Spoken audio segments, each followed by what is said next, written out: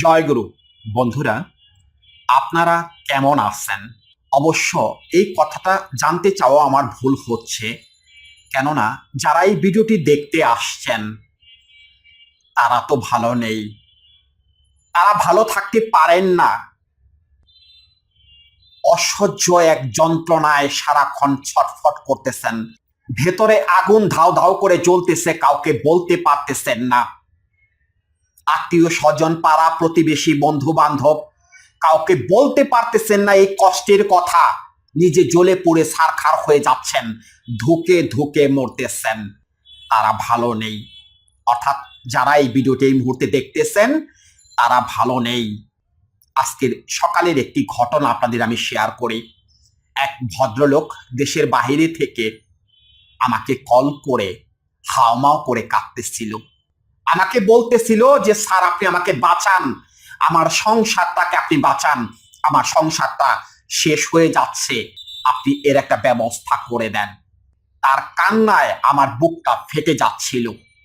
ভদ্রলোক এমন ভাবে কান্না করতেছিল, তাহলে কি কষ্ট, কি যন্ত্রণা সেই লোকের মধ্যে, এটা সেই জানে। যারা এই রোগে ভুগতেছেন তারা জানেন যে কি কষ্ট, কি যন্ত্রণা।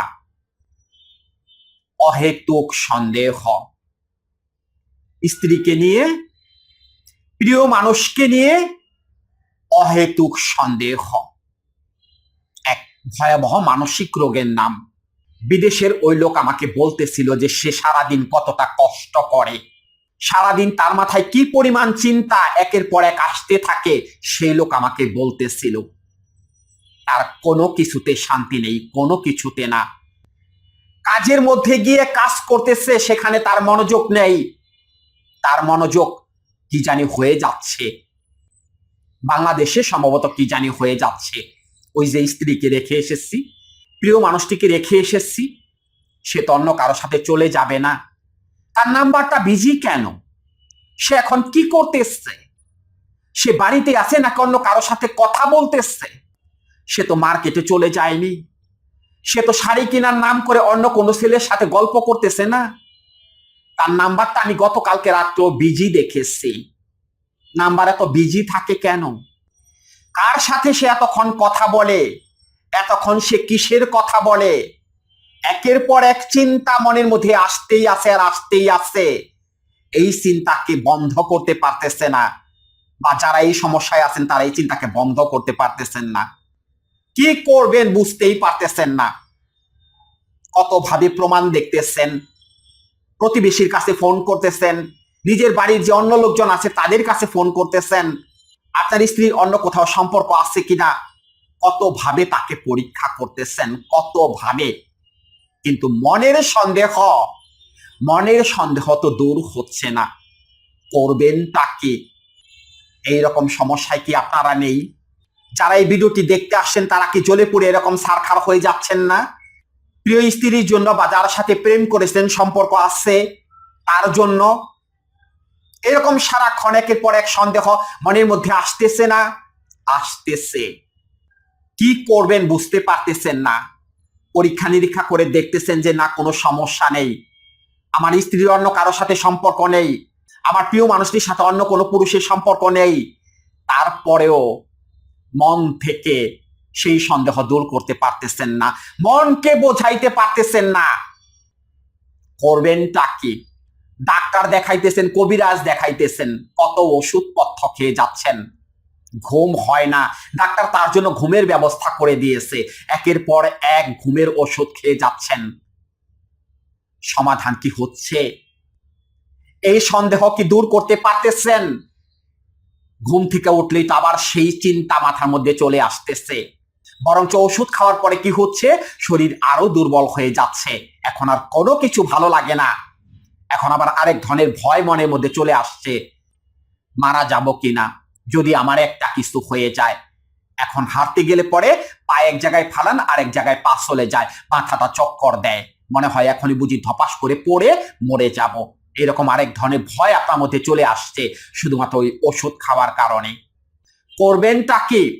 শুধু কি এই সন্দেহ কাজ করতেছে আপনার মনের মধ্যে? তা না তো, আপনি কোনো কাজই তো সঠিকভাবে করতে পারতেছেন না।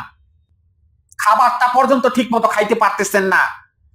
আপনার কাছে সন্দেহ হইতেছে খাবারে কেউ কিছু মিশিয়ে দিয়েছে কিনা, খাবারে কোনো সমস্যা আছে কিনা।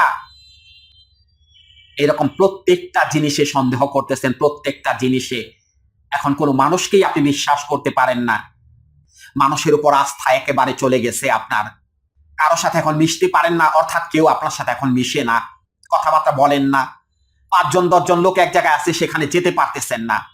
একা চুপচাপ ঘরের মধ্যে বা রুমের মধ্যে বসে আছেন আর ধুকে ধুকে কাঁদতেছেন, ধুকে ধুকে কাঁদতেছেন। এভাবে কতদিন, বিশেষ করে প্রবাসে যারা আছেন, বিদেশে যারা আছেন, তারা এরকম চিন্তা তো সারাক্ষণ করতেছেন। শুধু কি স্ত্রীকে নিয়ে চিন্তা করতেছেন? ওই যে বাচ্চাটা রেখে গেছেন, সে পানিতে পড়ে মরে যাবে না তো? বৃদ্ধ বাবাকে রেখে এসেছি, সে মরে যাবে না তো? সংসারে তো আর কেউ নেই, সংসার চালাইবো কে? এত টাকা পয়সা ঋণ করে এসেছি, ঋণগুলো সারবো কি করে? এইরকম চিন্তা আসতেছে না? আসতেছে। একের পর এক অদূর ভবিষ্যতের চিন্তা আসতেছে, অর্থাৎ যেটা এখনো ঘটেনি বা কখনো ঘটার সম্ভাবনাও নেই, সেই বিষয়টা নিয়ে অযথা আপনি চিন্তায় পড়ে গেছেন। এই চিন্তা দূর করবেন কি করে? ওই ঘুমের ওষুধ খেলে কি এই চিন্তা দূর হবে? এই চিন্তাকে কি আপনি বন্ধ করতে পারবেন? না, বন্ধ করতে পারবেন না। আগে সমস্যাটা কোথায় সেটা বলে দেই। এই যে যারা স্ত্রীকে নিয়ে সন্দেহ করতেছেন বা প্রিয় মানুষকে নিয়ে সন্দেহ করতেছেন, তাদের মেইন সমস্যা হলো তাদের আত্মবিশ্বাস কমে গেছে, তাদের নিজের প্রতি আত্মবিশ্বাস কমে গেছে।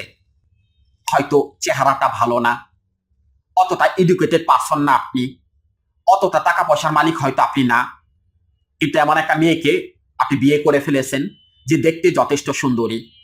এই সৌন্দর্যটাই আপনার জন্য কাল হয়ে দাঁড়িয়েছে। সেই মেয়ের কিন্তু অপরাধ নেই বা আপনার স্ত্রী কিন্তু কোনো অপরাধ নেই, কিন্তু ওই যে আপনার যে দুর্বলতা বা আপনার শারীরিক দুর্বলতা আছে, গোপন অঙ্গ শক্ত হয় না, সেই কারণে সন্দেহ করতেছেন। অর্থাৎ আপনার দুর্বলতার কারণে আপনি অযথাই আরেকজন মানুষকে সন্দেহ করতেছেন। সমস্যাটা কার? সমস্যাটা আপনার নিজের, অর্থাৎ আপনার আত্মবিশ্বাস কমে গেছে। আপনি এক ভুলের মধ্যে আছেন, নিজেকে সারাক্ষণ ছোট করে একের পর এক সন্দেহ আপনার স্ত্রীর নামে বা আপনার প্রিয় মানুষটির নামে করে যাচ্ছেন। ভুলটা তো আপনার, আপনি তো ভুলের মধ্যে আছেন। আর আপনারই বা এই সমস্যাটা কেন হলো, কিসের জন্য হলো, কেনই বা এরকম নেতিবাচক চিন্তা আপনার মধ্যে আসতেছে?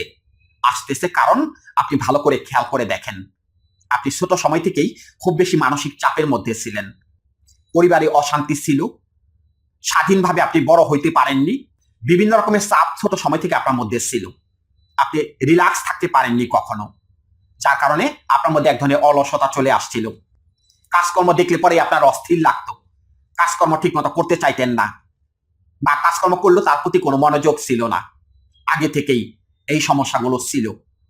এই সমস্যাগুলো একদিনে তৈরি হয়নি, সেই ছোট সময় থেকেই এই সমস্যাটা তৈরি হয়ে গেছে। ছোট সময় থেকেই আপনি ঘরবন্দি ছিলেন, আপনাকে হয়তো কারোর সাথে মিশতে দেওয়া হইতো না বা আপনি কারোর সাথে মিশতে পারতেন না, আর আপনি সবসময় অন্যের দোষ খোঁজার চেষ্টা করতেন। সেই জন্য কেউ আপনাকে পছন্দ করতো না বা আপনি কাউকে পছন্দ করতেন না, অর্থাৎ আপনার মনের মতো কেউ হতো না। আপনি সেই জন্য একা একা থাকতে পছন্দ করতেন। সারাক্ষণ আপনার মেজাজ থাকতো খিটখিটে, বা এখন আপনার মেজাজ সারাক্ষণ খিটখিটে থাকে। কেউ একটা ভালো কথা বললে আপনি হুটহাট রেগে যান। সারাক্ষণ মাথার মধ্যে এক ধরনের যন্ত্রণা, এক ধরনের মানসিক চাপ আপনাকে গ্রাস করতেছে। এটা একদিনে হয়নি তো, এটা অনেক আগে থেকেই হয়েছে। তাহলে কোন তাবিজ আছে, কোন ওষুধ আছে যে ওষুধ খাওয়াইলে আপনি এই সমস্যার সমাধান করতে পারবেন? বোঝার চেষ্টা করুন কথাগুলো। সমস্যাটা হচ্ছে কোথায়? মনের মধ্যে। মানে মনের মধ্যে একের পর এক সন্দেহ কাজ করতেছে। এখন এমন কোনো ওষুধ বা এমন কোনো ট্যাবলেট আছে যে আপনাকে খাওয়াই দেওয়া হলো, আপনি এই ট্যাবলেটটা খান, আপনার কোনো বিষয় নিয়ে বা কোনো কিছু নিয়ে আপনি সন্দেহ করবেন না? এরকম কোনো ওষুধ আছে? আজ পর্যন্ত কোনো বিজ্ঞানী এই রোগের ওষুধ আবিষ্কার করতে পেরেছে? এই মনের অসুখ, মনোদৈহিক রোগ, এর কোনো ওষুধ আজ পর্যন্ত আবিষ্কার হয়েছে? না, হয়নি। তাহলে হয়তো অনেকেই বলবেন ওই যে ডাক্তার যে ওষুধ দিয়ে দিতেছে, ওই যে ট্রিপটিন 25 পিজিয়াম, 10 ফিজিয়াম, ওগুলো কি দুশ্চিন্তা বন্ধ করার ওষুধ? না, ওগুলো হলো ক্ষণিকের জন্য আপনাকে ঘুম পাড়িয়ে রাখার ওষুধ, অর্থাৎ আপনাকে জোর করিয়ে ঘুম পাড়িয়ে রাখা হবে। ওগুলো হলো সেই ওষুধ। চিন্তা রোগের কোনো ওষুধ হয় না রে বাবা। চিন্তা রোগটা হয় মন থেকে, মনের মধ্যে। তাহলে কি এর থেকে মুক্তি পাওয়ার কোনো উপায় নেই? এ থেকে কি বাঁচার কোনো উপায় নেই? হ্যাঁ, বাঁচার উপায় আছে। উইদাউট মেডিসিন, ওষুধ ছাড়া বাঁচার উপায় আছে। 1 টাকার ওষুধও লাগবে না।